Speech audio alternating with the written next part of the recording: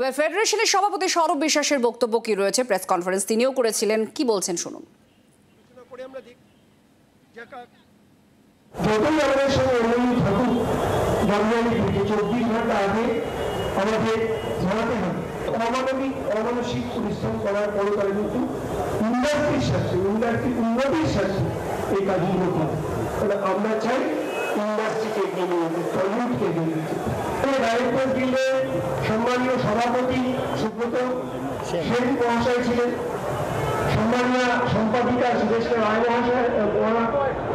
মহাশয় ছিলেন, আরো আমাদের ইসি কমিটির মেম্বার ছিলেন। সেখানে সিদ্ধান্ত করে তারা সিলমোহর দিয়েছেন, সাইন করেছেন। ইসি কমিটিতে এসে যখন সেটাকে বলা হলো যে এটাকে প্রয়োগ করা হবে, সেখানেও তারা সাইন করেছেন।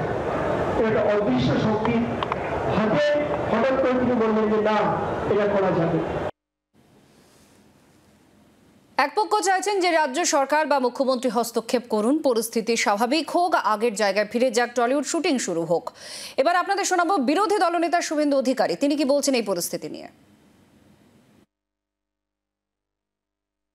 কিছু করতে পারবে না, মমতা ব্যানার্জির আশীর্বাদ আছে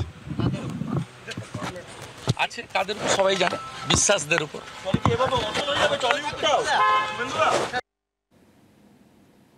তৃণমূল কংগ্রেস মুখপাত্র কুণাল ঘোষ, তার প্রতিক্রিয়া এবার শুনুন।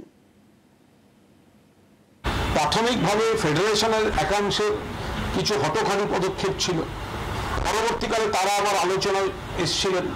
আবার পরিচালকের তরফে নিশ্চিতভাবে কিছু ভুল পদক্ষেপ হয়েছে, ফলে দুই তরফেই কিছু টেকনিক্যাল ভুল ছিল। সিনিয়র যারা রয়েছেন, প্রসেনজিৎ চট্টোপাধ্যায়, রঞ্জিত মল্লিক, গৌতম ঘোষ, তারা মধ্যস্থতা করেন।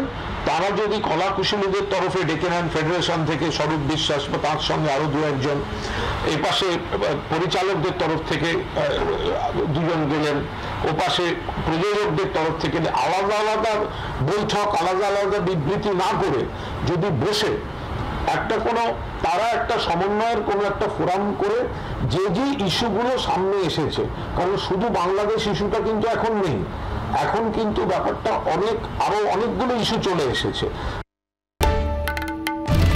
বাংলার আওয়াজ, বাঙালির আবেগ, জি 24 ঘন্টা।